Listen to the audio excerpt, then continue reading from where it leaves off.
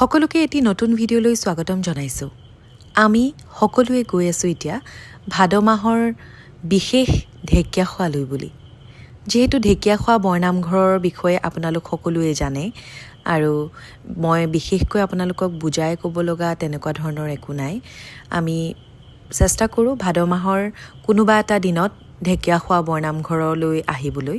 আৰু যিহেতু আজি দেওবাৰ, তাতে আমি মনতে থিৰাং কৰি ৰাখিছিলোঁ আহিম বুলি, গতিকে আমি আহিলোঁ। আৰু আজি দেওবাৰ যিহেতু, গতিকে যথেষ্টখিনি ভিৰ পালোঁ আৰু ভালো লাগে দিয়কচোন। এনেকৈ ভাদ মাহ বুলি ক'লে নামঘৰলৈ সকলোৱে ওলাই অহা দেখিলে আৰু শাৰী শাৰী দোকান আৰু লোকে লোকাৰণ্য পৰিৱেশ চাৰিওদিশে।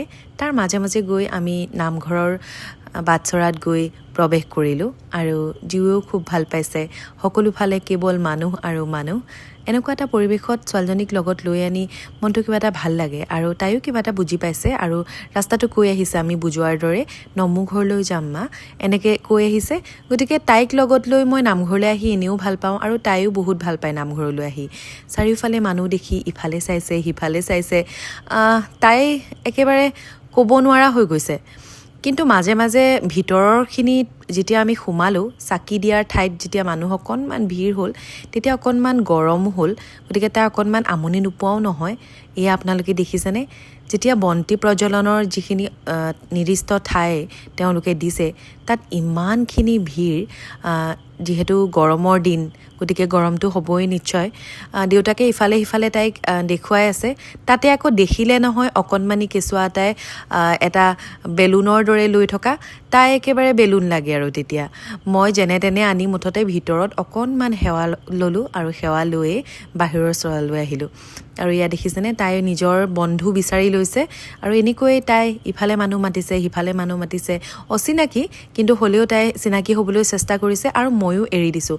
তাই পিছে অকণমানো ভয় কৰা নাই আৰু এনেকৈ বনাই ল'লে নহয় বান্ধৱী এগৰাকী আৰু তাৰপিছতে ঘূৰি ফুৰিছে আৰু দুয়োগৰাকী। আমি যিহেতু ওলাই আহিলোঁ, ওলাই আহি অকণমান বহিলোঁ, তাতে পানী খালোঁ আৰু বহি চাৰিওফালে মানুহ চালোঁ।